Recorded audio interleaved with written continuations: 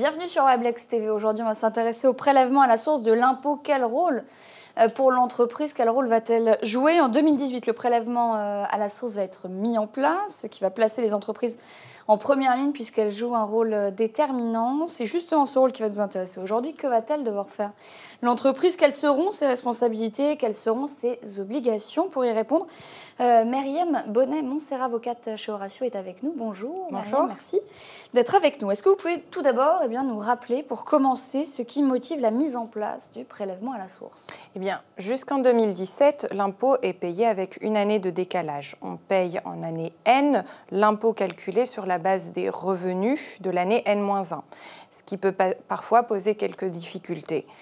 On pense notamment aux personnes qui subissent des changements professionnels ou familiaux qui peuvent engendrer quelques difficultés financières. Avec le prélèvement à la source, l'objectif est de faire coïncider au plus près dans le temps les revenus perçus et l'impôt correspondant. Cela signifie que le montant des salaires qui sera versé aux collaborateurs de l'entreprise sera donc diminué de l'impôt prélevé à la source.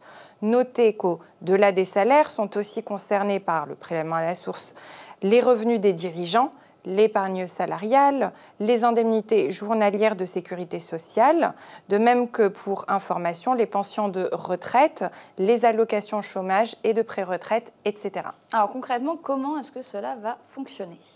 Eh bien, en théorie, c'est relativement simple.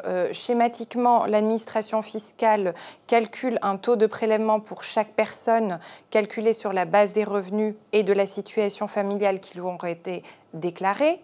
Ce taux est ensuite communiqué à l'entreprise qui va l'appliquer au salaire.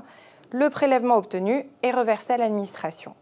Une déclaration de revenus sera toujours à compléter tous les ans par les contribuables pour actualiser le taux de prélèvement et tenir compte des revenus qui ne sont pas soumis à ce prélèvement, comme par exemple les plus-values liées à la vente d'un bien immobilier, de titres de société ou d'autres exemples. Alors, comment l'entreprise va-t-elle faire pour reverser ce prélèvement?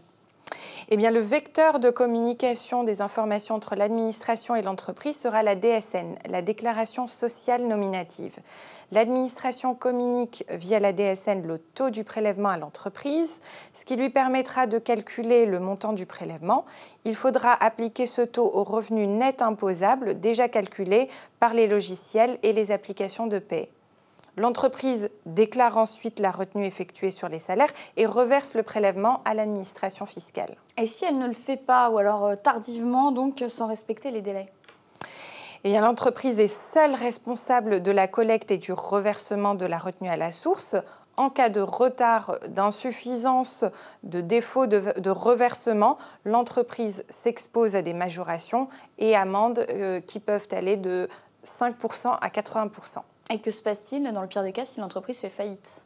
Eh bien, si l'entreprise est placée en redressement ou liquidation judiciaire, une association spécifique, l'AGS, garantit par principe le paiement des salaires. Cette garantie est étendue à la retenue à la source. Et un dernier conseil, Myriam, je crois que vous voulez apporter aux entreprises qui seront donc confrontées au problème de prélèvement à la source. Oui, si le schéma semble relativement simple, la mise en œuvre est un peu plus complexe pour les entreprises. À l'instar de ce qui est prévu pour le prélèvement des cotisations sociales et la mise en place de la DSN, il va à nouveau falloir que les entreprises se préparent à leur prochain rôle de collecteur d'impôts. Une transition est donc encore à anticiper. Voilà, en attendant 2018. Merci Myriam, à très vite sur Weblex TV.